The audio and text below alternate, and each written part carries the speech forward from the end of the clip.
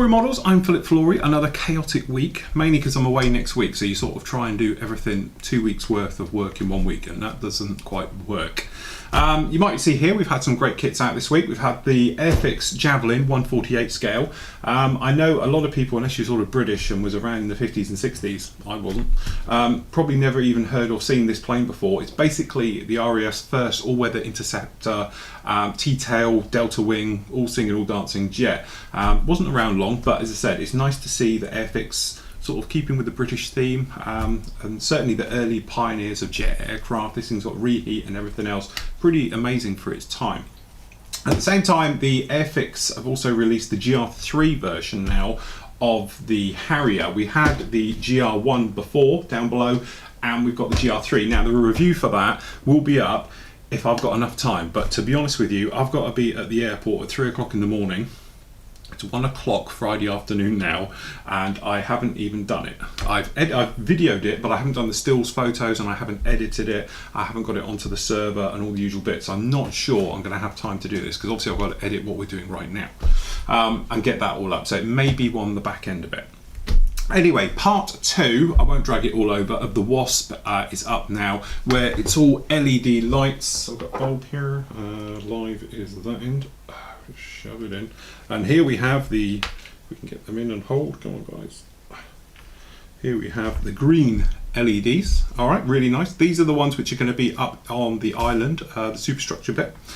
So it looks like there's radars working inside and everything else like that. We've got red for down below, we've got yellow for the mid deck, and then for the aircraft hangar deck, and we've got green for all those areas. So I've bought some more of these, which I absolutely love because it's so easy to use, and you can cut to your own length and various bits and pieces. So part 2 of that is up on the site now, so you can go ahead and watch that one. At the same time, you might notice we're quite clean around here, which is pretty unusual for us here. The reason for that is I've had to be all posh because I'm redoing, as we speak, all of the basic modelling range. So the DVD will be superseded by this one that's coming out in November. It'll be out for Telford, won't be out before then. Hopefully I'll get it out for Telford.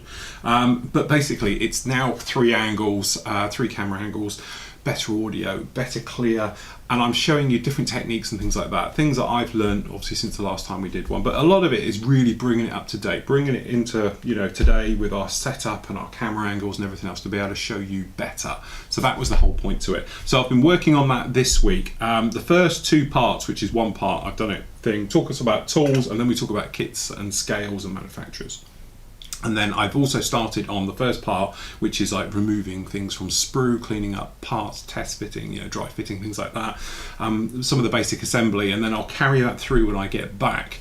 And then that will hopefully bring us a better, more interactive feel, because what I'm going to have is areas, you'll see it'll be a brand new area on the site, but it'll be a lot more interactive. So you can just go along, and then if you want to, you can then just cut to a section on scribing, and it'll be an expanded thing. So you can watch a bit on scribing, or if you want a detailed thing on scribing, you can click on it and it'll take you to a 30-minute standalone on just rescribing, such as puttying. We cover the basics, but if you want to, you can go off and watch another video, which is the warts and all of puttying and filling and things like that. Same with sanding and all the areas. So what I'm trying to do is that there's a forward sort of feel to it, or you can just go through, and if you think, I'd like to learn a little bit more about that, you can then step aside from that video and go off down a different path, which will take you to a more detailed area of it. Then it will bring you back to the normal video, and you can carry on and watch it as you go. So that's the idea with it. I've got to get it all to work yet, but that's the theory. So we're doing that at the moment. As soon as I come back off holiday as well, I'll be cracking on with that for a week or 2, getting them up to speed. So obviously, members, you'll be able to see those as I do them. So what we will be working on, as I've mentioned it in other videos, we are going to be doing the Harrier. To be honest, it will be the GR1, because the GR3 is basically the same kit. I've got them over here at the moment. We've got the Spitfire working on, and then we've got the Little Vampire, and also working on the Harrier, because the Harrier isn't a brilliant kit. This is the Sea Harrier. It's not a new toy, it's one of the old ones. So it just talks about, you know, some of the problems of getting them in. So it doesn't matter if you're like a bit of a pro at this, you know, one of our long-term members, probably worth having a watch anyway.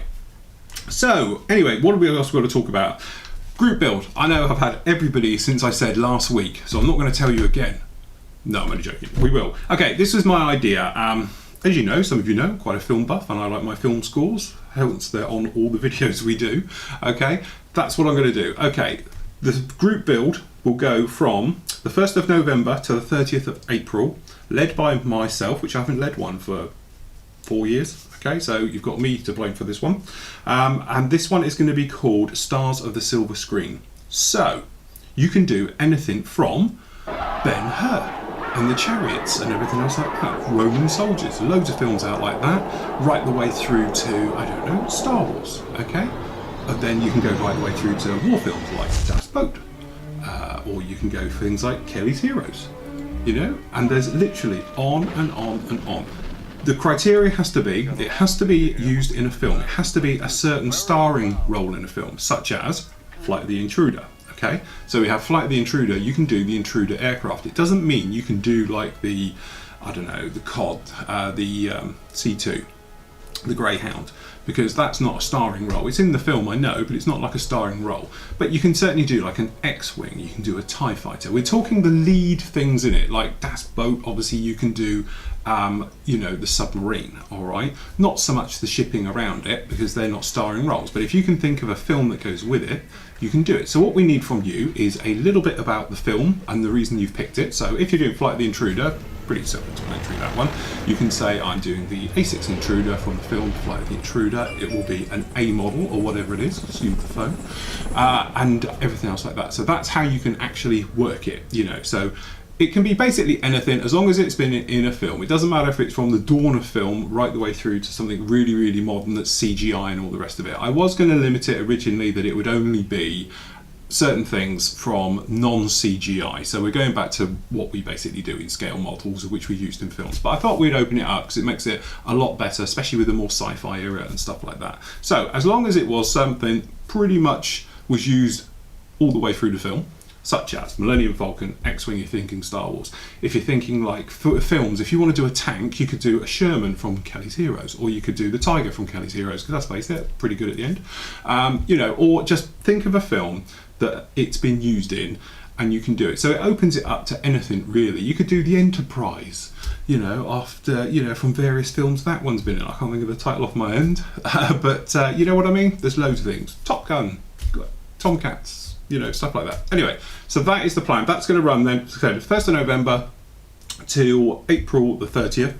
The prizes for it will be some kits for 1st, 2nd and 3rd, which I'll think of them when I've got them. Hell, in 6 months time I might have some real decent ones to give away. And also 1st, 2nd and 3rd will also get lifetime membership here to Flory Models, which seemed to go down really well with the guys last time, so we thought we'd stick with that one and push that one through.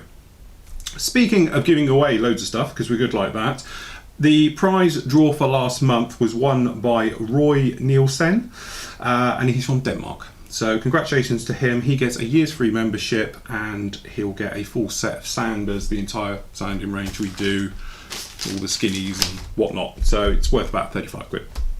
So we've got that one. So congratulations to him. The new one is up on the forum now. Normal thing, guys. You have to be a member in the forum or a member full stop. Just go to the forum, okay, and then it's at the top. And then literally just pop along and put I'm in, usual thing, you'll see what everyone else puts anyway. And you can just pop in there. But it's in the top of the forum now, the fourth one down, I think, something else like that, on the new categories inside the forum. So you can easily pop it up in there. Now, a lot of you know, on Tuesday, it was our birthday here at Flory Models. Well, we were Pro Modeler back then. Well, we were Flory Models, then we were Pro Modeler, and we were, yeah, you get it. Anyway, I thought it would be nice, really cringeable, to go back in time and look at what I used to do in 2006. Now, but you have to watch this because it's going to be a standalone to watch anyway, because it is quite funny. But it's me in a shirt, you know, when I used to be Mr. Handsman and just do it all like that. So that is up next. So I'm going to leave you with that anyway, because if you don't want to watch me, you don't have to. As I said, I'm not here next week. Members can subscribe. Give me some time. If it doesn't go through, i.e. you don't get the link straight to the main site, that, you know, your membership, give me a couple of hours to get back to you, because obviously I am away with the Snap charity, so me and Mel are going off as helpers for them. We have a fantastic time with them. If you haven't seen about it, please click on the little link, which I'll put at the bottom of this, but it's on the right-hand side, left-hand side menu of the site anyway, with the Snap charity from Bridgewater. It's a private charity and everything else, and they deserve every help they can get. So we go off and give a bit of help, and quite frankly, it's not help, it's just a full-on enjoyment time by all of us. So anyway, until 2 weeks time, because obviously I won't be here next Friday, I will be the week after, and then I'll have to run through and get a load of work done really quickly. I'm going to leave you with this, okay? So enjoy, and I'll see you in a couple of weeks.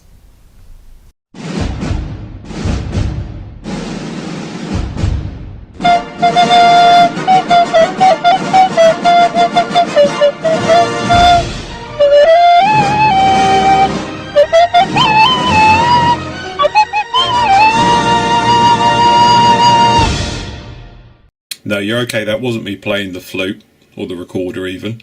What I thought we'd do is have a look back over the years. So here we are, the first video we ever did. Evolution. Yes, that is my Evo that I still use today, the old Harder and Steam Bed Evolution. As you can see, it doesn't have the needle guard because this is pre the Infinity that came out with that two-prong guard.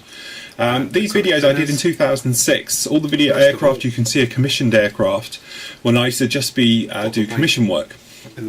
Build full-time as a commission model maker. A good ratio to start with. Basically these videos were in a response. I used to spend all my time on Brit Modeler and on ARC, to name two forums, and guys would ask me about various things I did to my models. Obviously I'll post my photos up there like any other one, and it used to be just that thing of like, well look, I'll do a little video and I'll show you. So what I used to actually do is like here was about basic airbrushing and laying down paint. It was just as simple as that. It's shot on an old camera, a digital camera, a little tiny thing we had, one of the first ones that came out. So it's all over the place in the way of audio and everything else like that. But, you know, it gets the point over. They're pretty thin. You can use those using Vallejo paints, the airbrush, and away you go. Or whatever I called them back then, and everything else, and Tamiya. But that's the Tamiya F16 that literally just came out. That was the second one I had built, and I got commissioned to build a few of them, and that was the second one through the old line, and it was like massive difference in kits. So, showing on airbrushing that one, that is still available on YouTube now, and has had something like 100,000 views, so it's quite nice. Little thing about dry brushing that I did as well, another little video, one of the very early ones, also available on YouTube now. Totally horrible to hear yourself and everything nowadays, but you know, as you say, it's getting the point over and trying to show exactly what it was. In fact, this is about the wash. I do dry brush it, and how I did the demarcation lines on instrument panels. This is the Hasegawa, I do believe, F4, probably J or E Phantom. And I'm using the whitewash to do demarcation lines, and this is before the wash was available as a product. Didn't become available for a little while yet, but it's just showing how I did it. And on the back of this I had loads of people buying bottles of wash off of me direct. The days before I used to charge for it. Used to send me an empty bottle and I'll fill it up. But that's all I did, little things just to show exactly, you know, how to do it in real time. Seemed to go down around really well, and at this point I used to get literally hundreds of emails every month from people off of YouTube saying, oh, how do you do such and such, can you show me something else, can you do this, will you show me, you know, obviously mostly about airbrushing but generally weathering techniques and all things. And that's when the old light bulb moment happened, and I thought, right, well, you know, we'll just play around with a few ideas, see what type of feedback we get from it, and not being at all techie about computers or anything else like that, especially about setting up a site. I've never had a site before or anything else like that. We thought, right, okay, we'll try and turn it into something where people can sort of, you know, interact with us, watch the videos and all things like that. Another little one, this is quite interesting because it points out that I didn't appreciate back then. This is because it's commission work, and obviously you're paid via the model, not by the hour, unfortunately. So speed is of the essence. So what I used to do was sand very lightly the entire model and then just spray it. So I would cut out priming, and the hour or two it would take to prime and then move through. I could just literally give it a quick rub over, dust it down, wipe it off, and then just pre-shade as we're showing here onto it, and then we can just literally pull off and you know, get straight on with the paint and everything else. So, but this was just a quick little video, different camera actually. I remember this is a little bit better camera I had back then, and the sound quality was a little bit better, using the old Ripmax compressor, which I've still got now and it still works. And as you can probably hear in there, I don't have to fill it up as much. So there we go, that all started, and then we launched in 2007 Pro Modeler. As it was back then, it was known as Pro Modelers TV. Hello and welcome to Pro Modelers TV. For one of this month's build, I should say, we're going to be working on the new Revel Lancaster.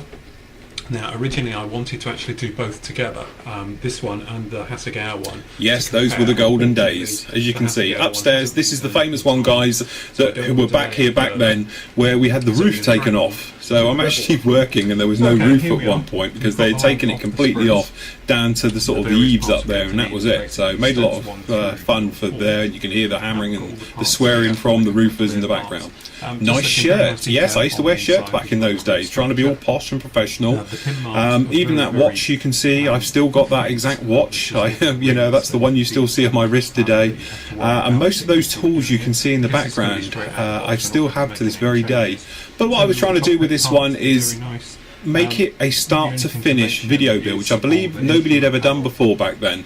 So I was actually showing in video every single part of a build to put a model together, from opening the box to the final reveal photos at the end, and really that's what we've stuck to this very day.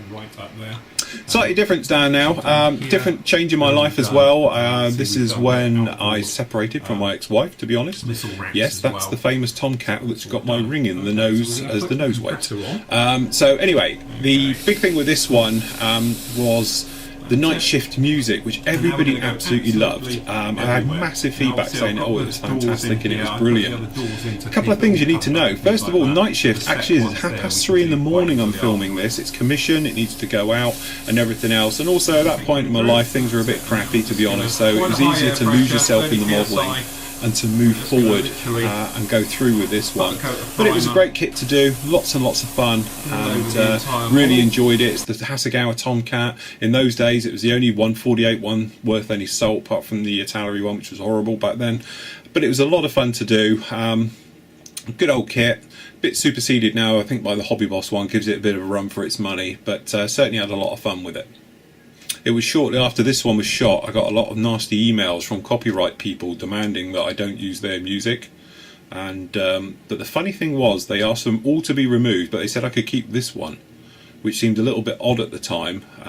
It was a huge copyright thing with Motown Records or something, who didn't like me using their music, but as a massive Motown fan and everything else, and I explained that's all I was and just, you know, enjoyed it and everything else, that they were kind enough to let me keep this one, but all the other ones I had to re-edit and take all the music off of it, because I sort of found myself foul of copyright laws and things like that, and now we have to pay for our music, which is a bit of a pain, but you know, hence whilst we don't have that much these days.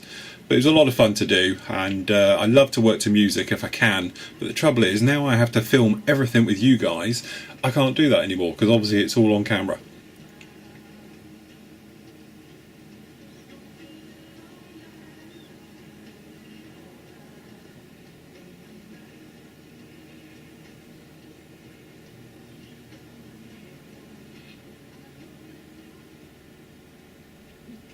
New house in Somerset. Me and Mel set up house in Somerset.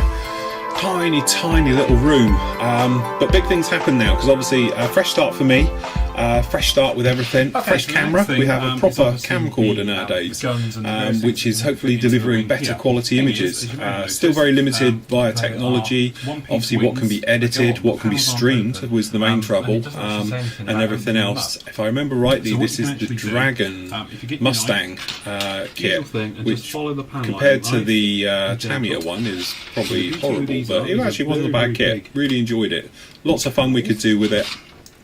We did the mirror chrome image on this, the Owlclad in chrome, so it had a very much a mirror image, which was terrible for my camcorder because it didn't like shooting it, because any type of reflection it would just blur and everything else. But as I say, it was a nice little office I had in there. It was tiny. I could reach both walls. I could reach all four walls from that position I'm sat now.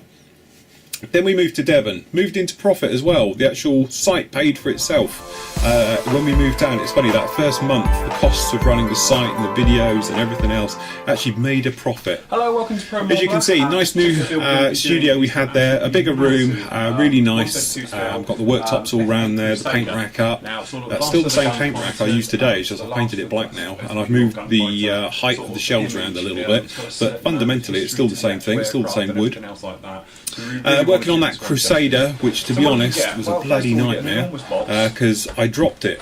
A lot of you know during the build, if you watch that particular build, I know it's pretty horrible because it's back old in SD, but I did drop it on its engine and the engine sheared off completely and the rest of it went up inside to the cockpit and I had to rebuild the entire thing. Probably would have been easier to buy a new kit. For some reason I seem to be affected by this, but I'm doing the whitewash trick again for demarcations on panels. But I'm trying to show here, I was playing with the camera angles, trying to show you as much as I could in detail. So by zooming in and out, which is truly a horrible thing to have to do when you're in that situation, you've got one camcorder, zoom in, nightmare. Camera on face, everybody was asking to see my camera, my mug on the camera. I think it works as well because it's God, that's frightening. A lot lighter and a lot younger. I'm not aging well. Anyway, it was that thing. I wanted to have a better connection with you guys because I was getting known as the hands-on camera. So I thought, right, okay, what we're going to do is we're going to bite the bullet, we'll get the camera, do a little intro into the videos, and we'll leave it at that. So I've got that little bit better connection with you guys. You can put my face to the build and everything else, apart from being a pair of hands. Because I was doing the show circuit back then, and everyone knew my hands, but didn't know my face. So I thought, right, okay, we'll put my face on camera, and it just makes it a little bit better. I feel a little bit more closer to you all, shall I say. But loads of different things are going on here. At this point, as you can see, we just switched over to a higher resolution that stream rate I could get down, and we changed to a new host as well. So the quality was a little bit better. It's still very blurry and everything else, but it's really all we could get. The big difference, though, is we bought a second camcorder in here. Trouble is though, we got one good camcorder and one pretty naff one, and I'm trying to do this picture in picture so I could show you the details, because everyone was crying out for better details, to be able to see more, cleaner, clearer images, and it's just that thing of working out where camera angles are. Obviously you don't have somebody as a cameraman who can maneuver, so you have to maneuver around the camera to make sure everything's in. The problem with this is 9 times out of 10 you're doing something completely back to front, because whereas you do this type of thing facing you, I have to do it facing away. So you try and make yourself look professional whilst you can't see what you're doing. So it is pretty hard to get it all in there. But hopefully at this point I was just trying to get the quality better thing, so you've got an overall of seeing what's going on all over the place, and then you can see nice close-ups as well. The main trouble is still though is streaming. You know, trying to find a host that will let you stream good quality video was nigh on impossible back then. Big difference. HD camcorder arrived. Spent a fortune, £830, I remember it well, crying to this day. Bought an HD camcorder, and as you can see, immediately made a massive difference. We went from, you know, as I say, black and white into colour, you know, mono to stereo, and everything else in between. It was just huge difference. The quality I could do, everything you could read now, you could read labels, and just generally it made everything so much easier. We didn't have to do picture in picture anymore. I could just half zoom in. And then you got all the detail without being that close, and that was the major difference to it. But as you can see, it was just literally a light bulb moment for us as we moved through. It's a bit of the thing as well, back then we just moved into Flory models after we had that little bit of trouble with Revell of Germany, or Monogram really, who in the US, it was when Germany was being taken out by the US version, so everything had to move over. Anyway, we're all friends now. So, as again, this is the only trouble we had of just showing this clip here. Foreground stuff is still blurred. At this point, I didn't have any software, and the camera couldn't lock in to certain objects. Our new cameras now, we can lock them off onto my hand or onto an object on the table. Second HD, it went so well, you know, you do one, you think, gonna do another one. So we had 2 HD camcorders. I moved the bench around now and put on this little bit that pokes out, so I could have 2 cameras showing you everything. And this was massive for me, because no longer did I have to sort of be at peculiar angles. I could do everything and show you as if you were sat in the room with me. So like this, I can just come along and I can say, oh, this is it, and if you look, and it's no different from showing anybody else in a room. So it was really nice, easier area to work with, and talking to you guys all the time on camera now, it just makes me feel sort of more part of it. It makes me feel better connected when I'm talking, so I don't look like I'm just talking to a load of paint. The big one, we moved over to the new place we're in now, as most of you know, the purpose-built studio. So this is actually the biggest room in the house I've got there, and it was purpose-built purely for doing what we do, which is model making. So we've got this giant kiosk in the middle, if you like a giant breakfast bar. The worktop's running all around. We've got massive differences. Overhead camera is bolted to a rig above my head. It's on a bar, so I can slide the camera up and down into different angles, everything else like that. The camera, as you can see here, is on that kiosk, is on that counter as it's poking out. So it was just that thing, really nice. Also the other thing as well, audio. I'm running a separate audio track now. We have microphones hanging above and situations on the cameras as well as backups. So if I need anything, you know, audio wise, it doesn't matter where my head is, you can still hear me. Because the trouble I have back in now is because we're in a bigger room, if I looked and spoke somewhere else, you couldn't hear me. But you see, the overhead camera gives gorgeous, clean, close-up work, all in HD as well. So it really was the sort of coming of everything together. I haven't got much left in there. And as most of you know who've been there, we can get about 15, 20 people in there. Alright, 20's cosy, more like 15. On a Sunday night with some cakes with plastic in and stuff like that. The guys who come to the meets will know that one. Hopefully we'll get somewhat of a colour. Then obviously bringing you really up to date now, third HD camera. Okay, it's a massive cost involved in all of this gear that's in there, but now with 3 cameras, see, side camera now. The big thing is I'm still learning all about it. This is the first video we did with the third camera, so it's just learning where you are as a camera, so I can talk to it and show and get out of its way. But now with 3 cameras, I've got the luxury of basically having an angle at some point. So if my head's in the way, I've got another angle to go to. If my hand is on the way on the side, I can go overhead, or I can go to an overall front view like this. So hopefully now you guys get the best, because you're getting all the angles from all the views, and during editing, although it's a massive task now, it's huge amounts of information. We're shooting at 1920 by 1080p, 60 frames a second, all of this, so it's a massive amount of data, hence new computer as well, which does a lot of that work now. But really it's just bringing us all up to date, you know, being able to show in detail is something as I've wanted to do since those early videos, and this is sort of a combination of 6 years work to get us to this point now where clean images and you can see absolutely everything. And bolts all come to life around the wheels, just to give them a bit more sort of shade and everything else. Don't worry too much about that. So there you go, 900 videos, 56 full builds, 45 tutorials. Not bad for 6 years work.